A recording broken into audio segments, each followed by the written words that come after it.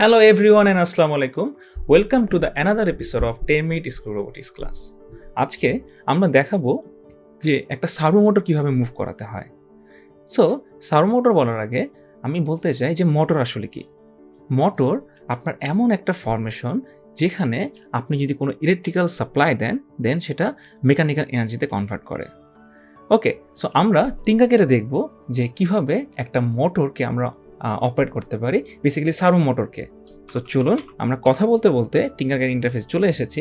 And এখানে আমরা Arduino উনো লিখলে দেখবেন যে বেসিক অনেকগুলো আরডিনোর সাথে বেসিক কম্পোনেন্ট কানেকশন রয়েছে। তো আমরা যদি এখানে সার্ভো লিখি, এই সার্ভো লিখলে দেখবেন আপনার সার্ভো মোটর চলে এসেছে। সো এই হলো আমাদের সার্ভো মোটরের টপ ভিউ। মানে আমরা যদি সার্ভো মোটরকে উপর থেকে দেখি তাহলে আমরা এরকম একটা ভিউ দেখতে পারবো। তাহলে একটু নিচে খেয়াল করে দেখেন, এই সার্ভোর সাথে একটা কানেকশন আগে থেকে বিল্ড করা রয়েছে, তাই না? এটা হলো আমাদের সার্ভোর সাথে মোটর কানেকশন। তো এখানে দেখতে পারবেন সার্ভোর জন্য 3টা পিন দরকার। কয়টা পিন? 3টা পিন। এই 3টা পিন দিয়ে তার সে পাওয়ার বাপ পায়, অ্যান্ড দেন তাকে গ্রাউন্ড কানেকশন করতে হয়। জানেন আপনাদের প্রত্যেকটা কোম্পানির জন্য তার পাওয়ার করার জন্য 5 ভোল্ট অ্যান্ড সার্কিটের গ্রাউন্ড দরকার।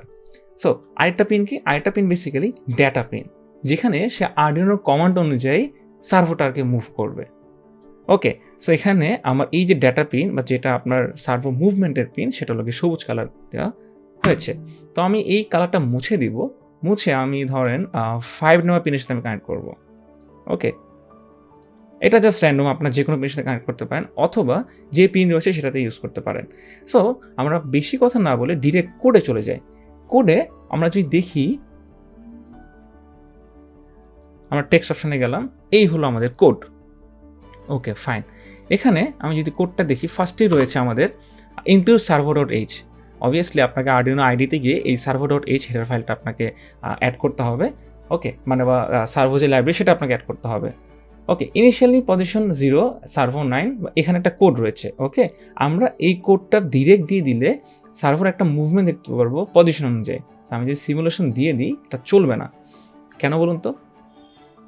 কারণ এই জায়গায় 5 নম্বর পিন দেওয়া আর এখানে পিন ডিক্লেয়ার করা নয়। সো আপনাকে বুঝতে হবে আপনি কোন পিনে কানেক্ট করছেন। ওকে, সো আমি স্টপ সিমুলেশন করে দিই। আমি যদি এখানে 5 দিয়ে দিই, সার্ভারটা 5 দিয়ে দিই, এটাও আমি 5 করে দিই, এখন হয়তো কিছু একটা হতে পারে। সো চলুন আমরা এই 5টাকে চেঞ্জ করে দিয়ে স্টার্ট সিমুলেশন দিয়ে দিই। ওকে, খেয়াল করে দেখবেন যে সার্ভো এখন মুভ করতেছে। সো সি, এটা হলো আপনার সার্ভো আর কি, ঘুরে একবার 180-তে যাবে, আবার ঘুরে অটোমেটিক 0-তে আসবে। সো এই সিমুলেশন আমি দেখতে পাচ্ছি। আমি সার্ভোর যে বেসিক কোড সেটা আমি লিখে রেখেছি। ওকে, সো এই বেসিক কোডটা দিয়ে আমি আসলে দেখাবো যে কীভাবে এটা মুভ করে। এই হলো আমাদের আরডিনো আইডি ইন্টারফেস। এখানে আমরা ইনক্লুড servo.h রয়েছে, অ্যান্ড আমাদের ইন্টিজার সার্ভো পিন রয়েছে 5 নম্বর আমি অ্যাসাইন করে দিয়েছি, অ্যান্ড সার্ভো 1। এটা আসলে যেহেতু C++ ইন্টারফেস অ্যান্ড এটা একটা অবজেক্ট ওরিয়েন্টেড ল্যাঙ্গুয়েজ, এই আমাদের C++, এটার ইন্টারফেস আমরা এখানে ইউজ করছি, তাই আমরা এখানে সার্ভো নামে এখানে একটা অবজেক্ট ক্রিয়েট করছি বা ক্লাস ডিক্লেয়ার করছি। তো যেহেতু আমরা এই অবজেক্টের কাজটা করছি, আমাদের এখানে এই সার্ভোর যে পিন নাম্বারটা সেটা আর কি অ্যাটাচ করে দিতে হবে এই সেটআপের মধ্যে। ওকে, সো servo.attach, এখানে আমরা অ্যাটাচ করে দিলাম সার্ভো পিন নাম্বারটা যেটা আমরা ডিক্লেয়ার করেছি, আর এখানে একটা অবজেক্ট ক্রিয়েট করবে সার্ভো নামে। ওকে গ্রেট, অ্যান্ড দেন লুপে যে কাজটা হবে বারবার করে, আপনার মোটরটা কিন্তু বারবার ঘুরবে। ওকে, এই মোটরটা যেহেতু বারবার ঘুরবে সেহেতু আমরা servo1.write এখানে 0 করে দিলাম, অ্যান্ড দেন 1000 করে দিলাম। এরপরে আমরা 1 সেকেন্ড পর দেখব 90 ডিগ্রি অ্যাঙ্গেলে সে ঘুরবে, মানে তার পজিশনটা 90 ডিগ্রি অ্যাঙ্গেলে যেখানে সেখানে চলে যাবে। এইভাবে করে আমি যদি আবার পজিশন চেঞ্জ করতে চাই, এই servo1.write করতে হবে।